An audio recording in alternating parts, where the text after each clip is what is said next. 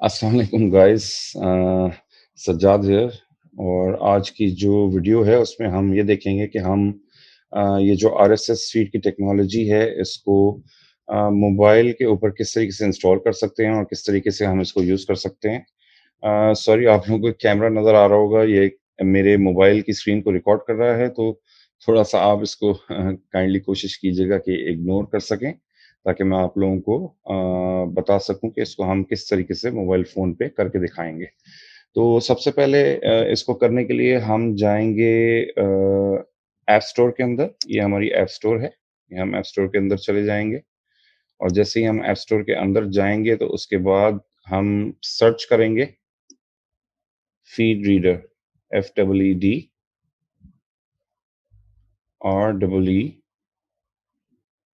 REEDER, general search करेंगे। और जैसे कि आप देख रहे होंगे, आपको स्क्रीन पे नज़र आ रहा होगा कि सेकंड नंबर पे जो हमें ऐप नज़र आ रही है, वो है फीड रीडर, जो कि हम डेस्कटॉप पे भी यूज़ करते रहे हैं। तो मैं इस पे क्लिक करूँगा। जैसे कि आप देख रहे हैं, उसके बाद ये मुझसे पूछ रहा है कि आप क्या ऐप इंस्टॉल करना चाहते हैं? मैं कहूँगी यस, काइंडली आप इंस्टॉल कर दें ऐप। और आप देख रहे हैं कि मेरे फ़ोन में ऐप जो है वो इंस्टॉल हो रही है और छोटी सी ऐप है, एक्सक्यूज़ मी, फ़ौरन इंस्टॉल हो जाएगी। और उसके बाद फ़ोन के अपने कुछ चेक्स एंड बैलेंसेस हैं, वो पूछ रहा है कि मैं, और ये मैंने ऐप ओपन कर दिया आपके सामने। और अब ये डिफरेंट वर्जन्स के बारे में हमें बता रहा है, हम इसको कहेंगे ओके। सो जब आप पहली दफ़ा ऐप इंस्टॉल करेंगे तो वो आपसे इस तरह की आपको स्क्रीन दिखाएगा और आपसे पूछेगा कि जी ये आपकी ऐप है and there are no new news और any feeds that we can see over here. तो इसमें फीड को ऐड करने के लिए हम बेसिकली ऐड फीड के ऊपर क्लिक करेंगे और ये हमसे यूआरएल मांग रहा है। तो यूआरएल मोबाइल से निकालना is not possible. May be it is possible, शायद ये पॉसिबल हो, लेकिन इतना इजी नहीं है। तो हम जल्दी से एक काम ये कर लेते हैं कि हम अपने लैपटॉप की मदद से एक फीड को जनरेट करते हैं और फीड को जनरेट करने के बाद हम जाते हैं अपवर्क के ऊपर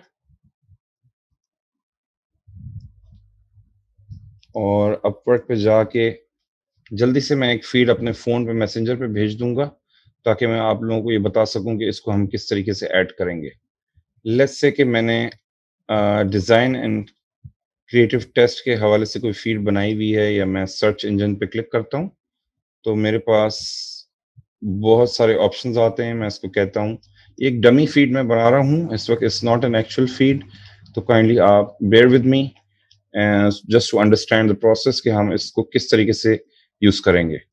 तो मैं इसको यहाँ से, जैसे कि मैंने आपको पहले भी बताया है कि आरएसएस फीड का जो बटन है उस पे राइट क्लिक करके मैं करूँगा कॉपी लिंक एड्रेस, और इन दिस केस मैं मैसेंजर पे जाऊँगा और अपने आप को ही अपना जो लिंक है वो भेज दूंगा, बिकॉज मुझे उसको मोबाइल फ़ोन के अंदर खोल के फीड ऐड करनी है।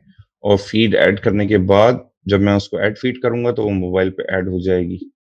तो यहाँ मैंने मैसेंजर के अंदर एक फीड भेज दी है और यहाँ से मेरा काम ख़त्म हो गया। अब मैं मैसेंजर को खोलूँगा फ़ोन के ऊपर और मैं अपने नाम को खोलूँगा और मैं इस लिंक को क्लिक करूँगा और इसको करूँगा कॉपी और मैं इससे जाऊँगा बाहर। और उसके बाद जहाँ पे मेरी ये रही मेरी ऐप, मैं इसको क्लिक करूँगा और इसमें ऐड फीड पे क्लिक करूँगा और अब मैं यहाँ पे यूआरएल जो मैंने कॉपी किया था मैसेंजर से वो पेस्ट करके कर दूँगा। इसको अगर मैं चाहूँ तो मैं ग्रुप भी बना सकता हूँ। फ़िलहाल मैं ग्रुप नहीं बनाऊँगा। और अगर आप चाहें तो आप वाईफ़ाई ओनली अपडेट का ऑप्शन क्लिक कर सकते हैं और इसके बाद मैं कर दूँगा ऐड फीड।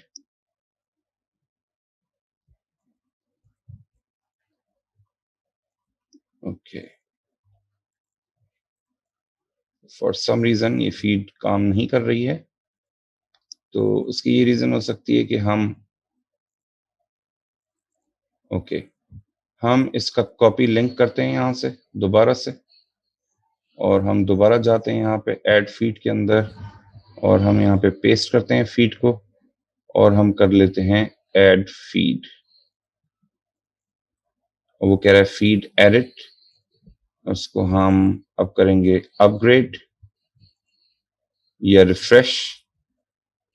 जैसे ही हम इसको रिफ्रेश करेंगे तो हमें यहाँ पे फीड दिखनी चाहिए। यस, जैसे कि आपने देखा कि पहली दफ़ा में जब मैंने कोशिश की थी तो मैसेंजर का लिंक भी ऐड हो जाता है उसके अंदर, जिसकी वज़ह से हो सकता है कि एरर आ गया हो।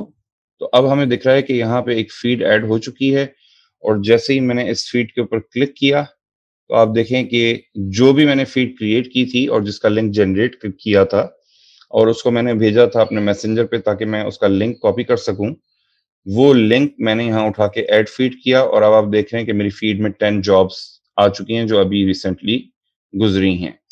तो अब हम इसको कैसे मज़ीद यूज़ कर सकते हैं?